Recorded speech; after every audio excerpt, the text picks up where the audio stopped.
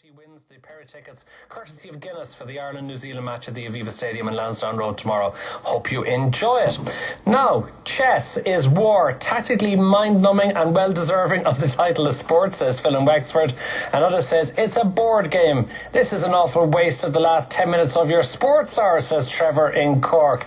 There is a campaign by the Irish Chess Union to have chess recognised as a sport. Una Boyle has joined us, but she's catching her breath because she literally ran into the studio. So I'm going to go first to Paul McDermott of the Irish Sports Council. Why have you not recognised chess as a sport, Paul? Hi, Matt. Well, I suppose the reason is that sports council, interact and we have to define sport. I suppose critically at its heart is that sport is defined as physical activity. I mean, it's an intrinsic value of any sport that we recognise. We recognise more than 60 sports.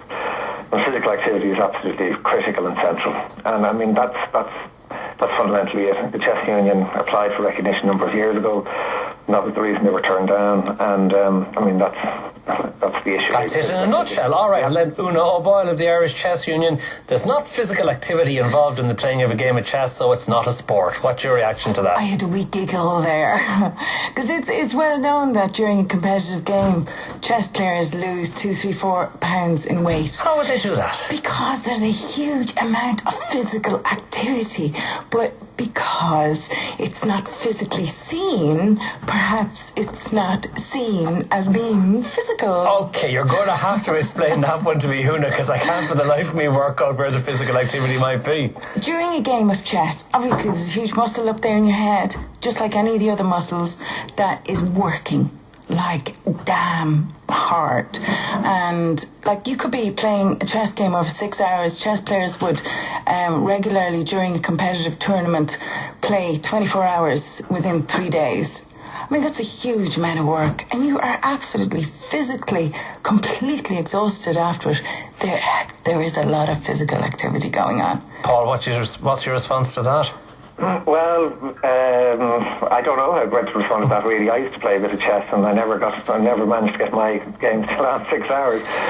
I suppose there's something valid in saying that if you're going to, chess is fundamentally an intellectual activity, and if you're going to be, we've got studies that show, for example, if kids are studying, athletic children and very fit children can perform well academically. There's no doubt that, in any pursuit that if you're physically fit, you're probably going to, likely do better at it. But I just think that with chess, I mean, the physical activity element of it isn't clear and isn't apparent to us. Yeah, Johnny Kilkenny's been provocative, says if chess is a sport, then snakes and ladders is a sport too. Well, I think we're getting a little bit mixed up here between having a social game of chess where you're, pushing around pawns over a pint of Guinness. There's a huge difference between that and a competitive game where there's a lot of adrenaline going on.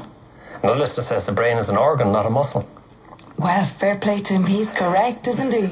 And Adrian wants to know, is darts recognised as a sport? Is it, Paul? No, not by the Irish Sports Council, no.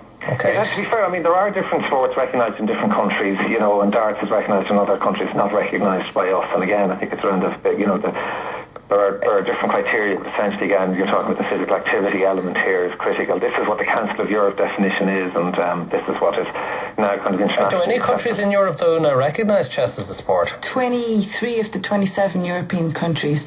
Denmark, Sweden, Iceland and Ireland are the only ones left.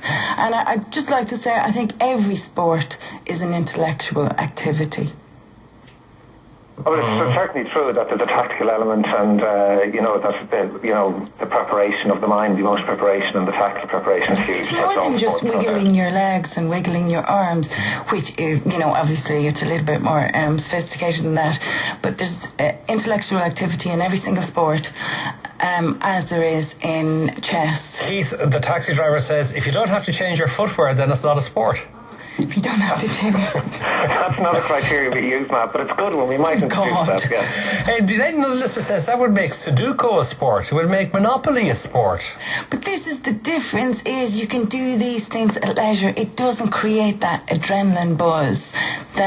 You lose weight when you play a game of chess. But you could say the same then about playing maybe the Nintendo Wii or the Xbox Kinect, couldn't you? You could indeed, but we wouldn't because they're not particularly intellectual activities. Okay, unfortunately we've run out of time. I'm sorry about this. Thank you for getting into us, Una Boyle from the Irish Chess Union. Another listener wants to know, is poker a sport? right? And some other questions that I'm not going to ask about other things, whether they're sport as well. Una Boyle from the Irish Chess Union, Paul McDermott from the Irish Sports Council, thank you very much for joining us. The very last word is on tomorrow morning at 10 o'clock. Also remember, Friday night 80s is coming up after this.